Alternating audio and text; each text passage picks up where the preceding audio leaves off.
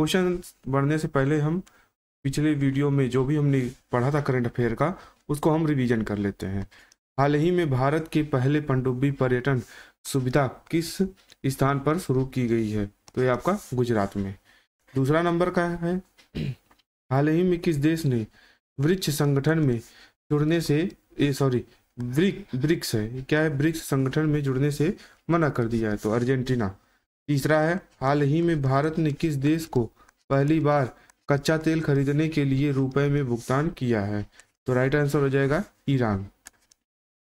चौथा नंबर है, हाल ही में किसने गॉड ऑफ कैओस क्षुद्र ग्रह का अध्ययन करने के लिए एक मिशन शुरू किया है? तो इसरो ने शुरू किया है। पांचवें नंबर का है, जनवरी 2024 में कार्बी युवा महोत्सव का आयोजन किस राज्य में होगा? ये आपका असम में है। छठवां है, हाल ही में इंडियन मील के अगले निदेशक के रूप में किसे नियुक्त किया गया है? तो रश्मि गोविल को नियुक्त किया गया है। सातवें नंबर का है, हाल ही में हुंडई मोटर इंडिया लिमिटेड के ब्रांड एम्बेसडर कौन बने हैं? तो ये आपका दीपिका पादुकोण बनी है। हाल ही में चर्चा में रहा मोमपे रोग का संबंध किससे है? जेनेटिक डिजीज से है। 9वें नंबर का है, हाल ही में चीन के नए रक्षा मंत्री कौन बने हैं? तो डोंग जून बने हैं। 10वां है, हाल ही में 12वीं दिव्य कला मेला 2023 का आयोजन कहाँ किया गया है? तो सूरत में किया गया है। 11वें नंबर का है, हाल ही में CISF की पहली महिला महानिदेशक कौन बनी है? तो नीना सिंह बनी है। 12वें नंबर का है, हाल ही में किस बैंक ने अपनी सहायक कंपनी को न्यू साझेदारी कंपनी की 100% हिस्सेदारी बेचने की घोषणा की है? तो बैंक ऑफ बड़ौदा ने किया है। अब चलते हैं अपने पहले क्वेश्चन की तरफ। पहला क्वेश्चन क्या है, पीएम प्रधानमंत्री नरेंद्र मोदी ने कहां पर BAPS हिंदू मंदिर का उद्घाटन किया है? तो यहाँ पर देखिए, ये है आपका BAPS, ये है आपका BAPS हिंदू मंदिर है। यहाँ पे 4 ऑप्शन दिए गए हैं, तो ऑप्शन राइट आंसर बताना है। तो UAE में प्रधानमंत्री मोदी ने कहा है, मोदी ने BAPS हिंदू मंदिर का उद्घाटन करेंगे। अब देखिए, दुनिया का सबसे बड़ा रामायण मंदिर कहाँ पर बन रहा है? ये आपका बिहार में बन रहा है। 2025 तक ये आपका तैयार हो जाएगा। और दूसरा है मंदिर संग्रहालय, ये आपका उत्तर प्रदेश के अयोध्या में बना है। प्रधानमंत्री नरेंद्र मोदी ने मध्य प्रदेश में संत रविदास मंदिर की आधारशिला रखी है। दुनिया का सबसे बड़ा धार्मिक स्मारक, ये आपका पश्चिम बंगाल में है। विश्व का सबसे बड़ा अंतर्राष्ट्रीय मंदिर सम्मेलन और एक्सपो कहाँ पर है? ये वाराणसी में। तुंगनाथ मंदिर कहाँ है? उत्तराखंड में है। कपिलेश्वर मंदिर कहाँ है? भुवनेश्वर में है। रामप्पा मंदिर कहाँ है? तेलंगाना में। कामाख्या मंदिर देवी का मंदिर कहाँ है? ये आपका असम में। कोणार्क का सूर्य मंदिर कहाँ है? उड़ीसा में।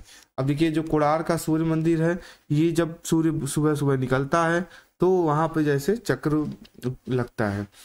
अगला क्वेश्चन है, हाल ही में सुनहरी हड्डियों की एक नदी उपन्यास के लेखक कौन है? यहाँ पे आप देख सकते हैं AK मुल्फर्ड आपके लेखक हैं। ये रिवर ऑफ गोल्डन बोन्स, ये आप इन्होंने किसने लिखा है? AK मुल्फोर्ड ने लिखा है। अगला क्वेश्चन देखते हैं। अगला क्वेश्चन से पहले कुछ यहाँ पर बुक दिए हैं। ये आपका एबे जिमेंज जस्ट फॉर द समर और लॉरी फोस्टर जो हैं, ये द फियरलेस वन है। अब देखिए अगला क्या है, हाल ही में किस राज्य में हेथाई अम्मन इस उत्सव का आयोजन किया गया है? देखिए, डांस हेथाई अम्मन फेस्टिवल जो है, ये आपका तमिलनाडु में किया गया है। अब अगला क्वेश्चन पे चलते हैं। अगला क्वेश्चन से पहले हम कुछ इंपॉर्टेंट पॉइंट देख लेते हैं तमिलनाडु से संबंधित। जब तमिलनाडु की बात किए हैं, तो चेन्नई के ग्रैंड मास्टर 2023 का खिताब किसने जीता है? D मुकेश ने जीता है। जनवरी 2024 खेलो India youth games 6th Tamil Nadu में जीता है। भारत ने न्यूट्रिनो वेधशाला कहाँ बनाई जाएगी? ये तमिलनाडु में थेड़ी जिले के पोटीपुरम गांव में। किस राज्य का पहला तट मंदिर फिर भारत का पहला हरित ऊर्जा पुरातत्व स्थल बना है? ये आपका तमिलनाडु में। कलायगार महिला अधिकारी अनुदान योजना कहाँ है? ये आपका सुरुगा है, ये आपका तमिलनाडु में। दक्षिण पूर्व एशिया का सबसे बड़ा अलवालीकरण प्लांट बनेगा कहाँ पर? तमिलनाडु में। भारत का पहला ड्रोन प्रशिक्षण केंद्र, ये आपका तमिलनाडु में श्री परम बुदूर के पास स्थित होगा। इसरो छोटे उपग्रह के प्रक्षेपण के लिए नया इसरो स्पेस पोर्ट कहाँ बनाएगा? तमिलनाडु के थूथुकुडी जिले में एक स्थान है जो कलशेखर पट्टी नाम से जाना जाता है।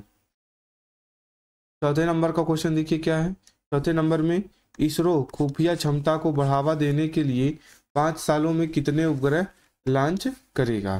तो राइट आंसर हो जाएगा 50 जो उपग्रह है उसे लॉन्च करेगा।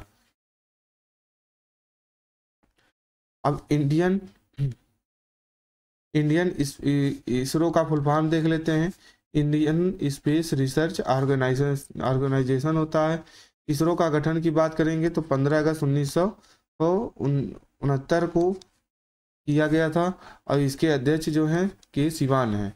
और यहाँ पर मुख्यालय कहाँ है इसका मुख्यालय है बेंगलुरु में। कहाँ पर है? मुख्यालय है आपका बेंगलुरु में। अगला क्वेश्चन देखते हैं। अगला क्वेश्चन देखिए क्या है।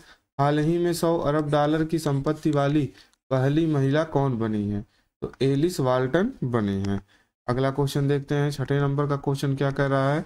हाल ही में भारत ने किस देश को पहली बार कच्चा तेल खरीदने के लिए रुपए में भुगतान किया है? तो ईरान ने को। अगला क्वेश्चन है। हाल ही में किसने गॉड ऑफ कैओस क्षुद्र ग्रह का अध्ययन करने के लिए एक मिशन शुरू किया है? तो आपका ये इसरो राइट आंसर हो जाएगा। हाल ही में विश्व का दूसरा सबसे बड़ा इस्पात उत्पादक देश कौन सा बन गया है? तो आपका राइट आंसर हो जाएगा चीन बन गया है। कौन बन गया है? चीन बन गया है। अब देखिए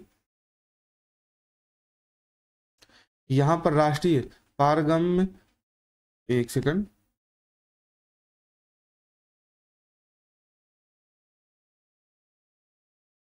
हाँ 10वें नंबर का क्वेश्चन यहाँ पर इसका हम क्वेश्चन यहाँ देखिए।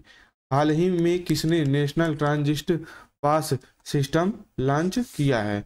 तो आपका ये नरेंद्र मोदी भूपेंद्र यादव ने ट्रांजिट पास सिस्टम को लॉन्च किया है। अब इसमें हम देखते हैं इंपॉर्टेंट पॉइंट। तो इंपॉर्टेंट पॉइंट क्या है इसमें? यहाँ पर है इसका इंपॉर्टेंट पॉइंट है राष्ट्रीय पारगमन पास प्रणाली यानी NTPCS जिसको कहते हैं। नेशनल ट्रांजिट पास सिस्टम का उद्देश्य वन नेशन वन पास प्रणाली को स्थापित करना है। इसका लक्ष्य जो है पूरे देश में क्या है? इसका लक्ष्य जो है पूरे देश में लकड़ी, बांस और अन्य वन्य उत्पादों के परिवहन को आसान बनाना है। इसे हाल ही में केंद्रीय पर्यावरण मंत्रालय द्वारा लॉन्च किया गया था।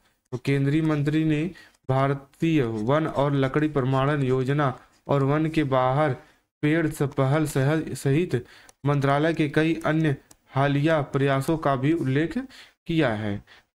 राष्ट्रीय पारगमन पास प्रणाली की विशेषता क्या है? इस प्रणाली का डेस्कटॉप आधारित वेब पोर्टल और मोबाइल एप्लीकेशन दोनों उपलब्ध है। ऑनलाइन पंजीकरण और ट्रांजिट परमिट आवेदन जमा करने की सुविधा भी क्या है? उपलब्ध है। और अनापत्ति प्रमाण पत्र जिसको हम NOC भी कहते हैं, वन अधिकारी के पास जाने के बजाय ऑनलाइन भी तैयार किया जा सकता है। ट्रांजिट पास प्रणाली के माध्यम से निजी भूमि पर उगने वाली छूट प्राप्त प्रजातियां के लिए ऑनलाइन आवेदन कर सकते हैं। TP डाउनलोड करते समय ड्राइवर की जानकारी को संशोधित भी किया जा सकता है। QR कोड का उपयोग वाहन की गति को सत्यापित करने के लिए भी किया जा सकता है। राष्ट्रीय पारगमन पास प्रणाली के लाभ NTPCS ट्रांजिट पास प्रणाली जारी करने में तेजी लाता है। इस प्रणाली द्वारा जारी ट्रांजिट परमिट पूरे भारत में मान्य होगा। भारत की सीमा पार करने पर किसी अतिरिक्त दस्तावेज की आवश्यकता नहीं होगी। ट्रांजिट पास प्राप्त करने के लिए वन कार्यालय जाने की कोई भी आवश्यकता नहीं है। अगला क्वेश्चन है, हाल ही में किस राज्य सरकार ने आदिवासियों और दलितों के लिए वृद्धावस्था पेंशन लाभार्थियों की जो आयु थी वो 60 वर्ष थी पहले, और उसको घटा करके कितना कर दिया गया है, 50 वर्ष कर दिया गया है। तो आपको बताना है किस राज्य सरकार ने यह अच्छा काम किया है। तो ये आपका झारखंड के राज्य सरकार ने ये अच्छा काम किया है। 60 वर्ष से घटा करके वृद्धावस्था पेंशन की जो आयु थी वो कितना कर दिया है, 50 वर्ष कर दिया है। और आपका कल के लिए क्वेश्चन है, क्या क्वेश्चन है, हाल ही में अयोध्या रेलवे स्टेशन का नाम बदलकर क्या रखा गया है। आपके पास 4 ऑप्शन है, पहला है रामधाम, दूसरा है सीता धाम, तीसरा है आपका रामायण धाम, चौथा है अयोध्या धाम। यहाँ पे 4 ऑप्शन दिए गए हैं, आपको कमेंट बॉक्स में इसका आंसर टाइप करके बताना है। तो चलिए, अगर आपको ये वीडियो अच्छा लगा हो तो वीडियो को लाइक और शेयर जरूर कीजिएगा। मिलते हैं अगले वीडियो में, तब तक के लिए थैंक्स फॉर वॉचिंग।